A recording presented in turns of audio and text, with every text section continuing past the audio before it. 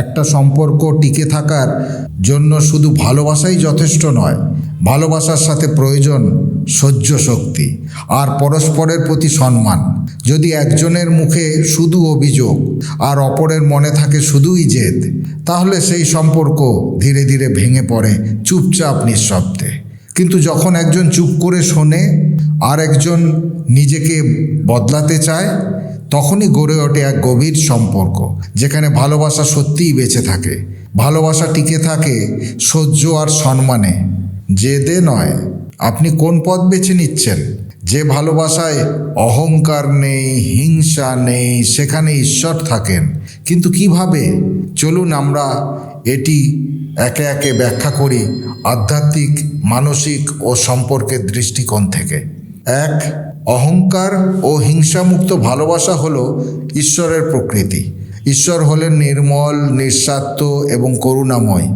যে ভালোবাসায় অহংকার নেই, অর্থাৎ আমি বড়, আমি ঠিক, আমি চাই, এই জেদ নেই। যেখানে হিংসা নেই, অর্থাৎ প্রতিযোগিতা, দখল, কষ্ট দেওয়ার মানসিকতা নেই, সেই ভালোবাসাই হয়ে যায় ঈশ্বরের মতো নির্মল। ঠিক তখনই ঈশ্বর সেই ভালোবাসায় নিজেই বাস করেন। 2. যেখানে ভালোবাসা নিঃস্বার্থ ও শান্ত, সেখানে হৃদয়ে ঈশ্বর জেগে থাকেন। ভগবদ্গীতায় বলছে, যে ব্যক্তি কারোর প্রতি বিরূপ নয়, দয়ালু, অহংকার বর্জিত ও ক্ষমাশীল, সেই জন্য আমার প্রিয়। গীতার অধ্যায় 12, 13-14 নম্বর শ্লোক। অর্থাৎ ঈশ্বর নিজেই বলেন যে ভালোবাসা অহংকারহীন, হিংসাহীন, ধৈর্যশীল, তাতেই তিনি আনন্দ পান। তাই এই রকম ভালোবাসা শুধু মনকে শান্ত করে না, মনকে ঈশ্বরময় করে তোলে। 3. হিংসা ও অহংকার হলে সম্পর্ক হয় মানসিক যুদ্ধক্ষেত্র। ঈশ্বর সরে যান যেখানে অহংকার থাকে। তুমি কেন এমন করলে, এই প্রশ্ন থাকে, কিন্তু তুমি কেমন আছো, এই যত্ন থাকে না।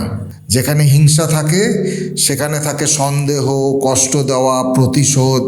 এই জায়গায় ঈশ্বর নীরব হয়ে যান, কারণ তার সত্তা শান্তি ও মমতায় পূর্ণ। 4. ভালোবাসা যেখানে নির্মল, সেটা হয় প্রার্থনার মতো। একটি ভালোবাসা যেখানে থাকে বোঝাপড়া, আত্মত্যাগ, সহনশীলতা, নম্রতা, ক্ষমা, সেই ভালোবাসা জপ বা ধ্যানের মতোই পবিত্র। আর ঠিক সেই কারণেই ঈশ্বর নিজে এসে উপস্থিত থাকেন। যেমন মন্দিরে থাকেন, তেমন হৃদয়ে বাস করেন। যেখানে ভালোবাসা হয় অহংকারহীন, হিংসামুক্ত ও নিঃস্বার্থ, সেখানে প্রতিটি স্পর্শ হয় আশীর্বাদ, প্রতিটি চোখের জল হয় প্রার্থনা, আর প্রতিটি হৃদস্পন্দনে থাকে ঈশ্বর। ভালোবাসা যখন দুঃখ দেয় না, দখল করে না, দাবি করে না, তখনই ঈশ্বর তার মাঝে বাস করেন। সুমিতা খুব ভালো মেয়ে ছিল, সব কাজ নিখুঁত, কিন্তু একটা জিনিস ও পারত না, আর সেটা হলো সহ্য করতে। আর আমি ছিলাম গোয়ার, জেদি।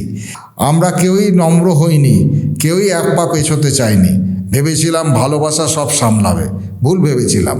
ভালোবাসা টিকে থাকে সহ্য আর সম্মানে, জেদে নয়। আজও ভাবি, যদি একটু সহ্য করতাম, হয়তো ও আজও পাশে থাকতো। মাফ করে দেওয়া মানেই হার মানা নয়, সেটা ভালোবাসার জয়। একটু নরম আর নম্র হলে হয়তো সম্পর্কটা বাঁচবে। তারা একে অপরকে ভালোবাসতো, কিন্তু কেউ কাউকে বুঝতো না। একজন একটু দেরি করলেই আরেকজন রেগে যেত, একজন একটু বেশি বললেই অন্যজন চুপ করে থাকতো। ভালোবাসা ছিল, কিন্তু সহনশীলতা ছিল না।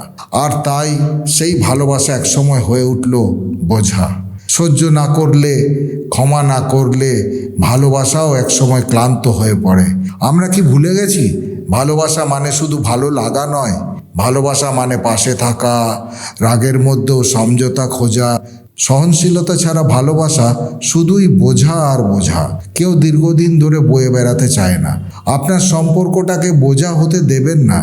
একটু সহ্য, একটু ক্ষমা, অনেক ভালোবাসা। সব সম্পর্কেই ভুল বোঝাবুঝি আসে, কিন্তু প্রশ্ন হলো, তুমি কি নিজেকে বড় ভাববে নাকি সম্পর্কটাকে বড় মনে করবে? একটু সহ্য করলে, একটু ক্ষমা করলে ভালোবাসা আবার ফিরে আসে। ক্ষমা করলে কি ভালোবাসা আবার ফিরে আসে?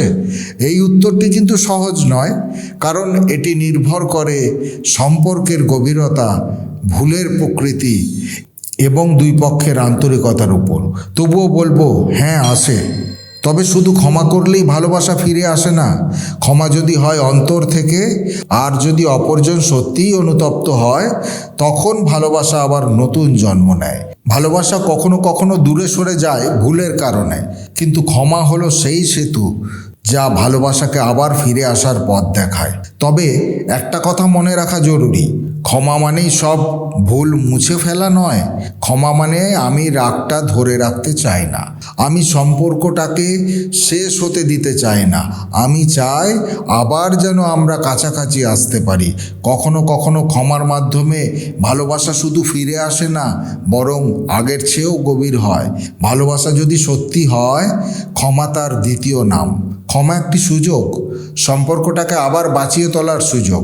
ভালোবাসা যদি সত্যি হয়, ক্ষমা তার দ্বিতীয় নাম। কিন্তু কেন? এই প্রশ্নের উত্তরে লুকিয়ে আছে সম্পর্কের আসল গভীরতা। কারণ ভালোবাসা নিখুঁত নয়, মানুষও নয়। যে ভালোবাসা শুধু সব ঠিক থাকলে টিকে থাকে, তা শর্ত সাপেক্ষ ভালোবাসা, আসল নয়। জানেন ক্ষমা কেন ভালোবাসার দ্বিতীয় নাম? ভুল করাটাই মানুষের স্বভাব। প্রতিটি সম্পর্কে ভুল হয়, কথায়, আচরণে, ব্যস্ততায়। কিন্তু সেই ভুলকে যদি ক্ষমা না করা হয়, তাহলে সম্পর্কে জমে থাকা বিষের মতো হয়ে যায়। ক্ষমা মানে সম্পর্কটাকেই তুমি বড় ভাবো, হার জিতকে নয়। যখন আপনি কাউকে ভালোবাসেন, তখন তার একটু ভুলকে বড় করে না দেখে সম্পর্কটাকে বাঁচিয়ে রাখাটাই আপনার কাছে বেশি গুরুত্বপূর্ণ হয়ে ওঠে। ক্ষমা হৃদয়ের গভীর থেকে আসে, শান্তি নয়। ক্ষমা মানে প্রতিশোধ ছেড়ে দেওয়া নয়, ক্ষমা মানে কাউকে সুযোগ দেওয়া যেন তারা সংশোধন করতে পারে। ভালোবাসা মানে সুযোগ দেওয়া, কারণ আপনি বিশ্বাস করেন যে মানুষটি আরও ভালো হতে পারে। ক্ষমা করলে রাগ দূর হয়, ভালোবাসা বাঁচে। রাগ জমিয়ে রাখলে ভালোবাসা দম বন্ধ হয়ে যায়। ক্ষমা করলে মন হালকা হয়, সম্পর্কটাও আবার শ্বাস নিতে পারে। তাই ভালোবাসাটি যদি হয় আত্মার সম্পর্ক, তাহলে ক্ষমা হলো সেই আত্মার প্রশান্তি। যেখানে ভালোবাসা সত্য, সেখানে অহংকার নয়, থাকে নম্রতা, সহনশীলতা আর ক্ষমা। ভালোবাসা কখনো নিখুঁত হয় না, কিন্তু ভালোবাসা যখন সত্য হয়, ক্ষমা তখন স্বাভাবিক হয়ে যায়। জীবনসাথীর দুজনের মধ্যে একজনেরও যদি সহনশীলতা না থাকে, তবে সেই সম্পর্ককে ভুলে যান। ভেবে নেবেন ঈশ্বর যা করেন মঙ্গলের জন্য করেন। এটি এমন এক কঠিন সত্য যা অনেকেই অনুভব করেন কিন্তু মুখে বলতে পারেন না। ভালোবাসা শুধু ভালো লাগার বিষয় নয়, এটা একটা বড় লড়াই, একসাথে থাকার, বোঝার, সহ্য করার। কিন্তু যদি দুজনের একজনও সহনশীল না হয়, তবে সেই সম্পর্ক ধ্বংসের দিকে এগোয়। তখন আপনি যতই চেষ্টা করুন, যদি অন্যজন বদলাতে না চায়, তবে থেমে যান, ভুলে যান। ভেবে নিন ঈশ্বর যা করেন মঙ্গলের জন্যই করেন। তিনি হয়তো আপনাকে সেই যন্ত্রণার সম্পর্ক থেকে মুক্ত করেছে নতুন আলো দেখাবেন বলে। সব সম্পর্ক থাকার জন্য নয়, কিছু সম্পর্ক ছাড়ার জন্য আসে, ঈশ্বরের ইচ্ছেতে আসে। ভালোবাসা মানে শুধু আমি তুমি বলা নয়। ভালোবাসা মানে তুমি চুপ থাকলে আমি অপেক্ষা করি, তুমি রেগে গেলে আমি বুঝে নিই, তুমি ভুল করলে আমি ক্ষমা করি। কারণ ভালোবাসা যেখানে সত্য, সেখানে অহংকার নয়, থাকে নম্রতা, সহনশীলতা আর ক্ষমা। আমাদের বুঝতে হবে যে প্রকৃত ভালোবাসা কেমন হওয়া উচিত। এই প্রশ্নের উত্তর বইয়ের পাতায় নেই, এটা লুকিয়ে আছে একজনের চোখের অপেক্ষায়, অন্যজনের নীরব সহ্য করার মাঝখানে, আর হৃদয়ের গভীরে একটি শব্দ, আমি আছি। প্রকৃত ভালোবাসার 7টি বৈশিষ্ট্য থাকে। 1. সহনশীলতা। ভুল হলে ছুঁড়ে ফেলা নয়, বরং ধৈর্য ধরে বোঝানো, পাশে দাঁড়ানো। প্রকৃত ভালোবাসায় রাগ নয়, সহ্য দিয়ে সম্পর্ককে ধরে রাখো। 2. ক্ষমা করার মন। ভুল তো হবেই, কারণ মানুষই ভুল করে, কিন্তু ভালোবাসা বলে তোমার ভুলটা দেখে ফেলেছি, তবুও তোমাকে ছেড়ে যেতে পারি না। 3. নির্ভরতা, নিয়ন্ত্রণ নয়। ভালোবাসা মানে তাকে সবসময় নিজের মতো করে চালানো নয়, বরং তার স্বাধীনতাকে সম্মান করা, তার সিদ্ধান্তের পাশে থাকা। 4. নিঃস্বার্থতা। প্রকৃত ভালোবাসা চায় না আমি কি পাচ্ছি, বরং ভাবে তুমি ঠিক আছো তো। 5. যোগাযোগ ও বোঝাপড়া। ভালোবাসা মানে চুপ করে থাকা নয়, যা বলার দরকার তা বলা এবং মন দিয়ে শোনা। 6. সম্মান, ভালোবাসা কখনো কাউকে ছোট করে না, কষ্ট দিয়ে দখল করে না। প্রকৃত ভালোবাসা প্রথমেই দেয় সম্মান। 7, ঈশ্বরের উপস্থিতি। যে ভালোবাসায় অহংকার নেই, হিংসা নেই, সেখানে ঈশ্বর থাকেন। ভালোবাসা তখন শুধু মানসিক নয়, আত্মিক হয়ে ওঠে। প্রকৃত ভালোবাসা ফুলের মতো, কখনো টেনে নেওয়া নয়, শুধু আলতো করে আগলে রাখা। যেখানে সম্পর্ক হয় বোঝাপড়ার, সহনশীলতার আর আত্মিক বন্ধনের, সেইখানে গড়ে ওঠে প্রকৃত ভালোবাসা। বন্ধুরা, পুরাণ নাও ইউটিউব চ্যানেলের এই ভিডিওটি আপনাকে সমৃদ্ধ করলে আপনার মতামত কমেন্টে অবশ্যই জানাবেন। আপনাদের একটি কমেন্ট ও লাইক এই ধরনের বাস্তব ভিডিও বানাতে আমাকে অনুপ্রেরণা যোগায়। আজ ভিডিও এখানেই শেষ করলাম। সকলে ভালো থাকুন, সুস্থ থাকুন। দেখা হবে পরের ভিডিওতে। জয় শ্রীকৃষ্ণ। রাধে রাধে।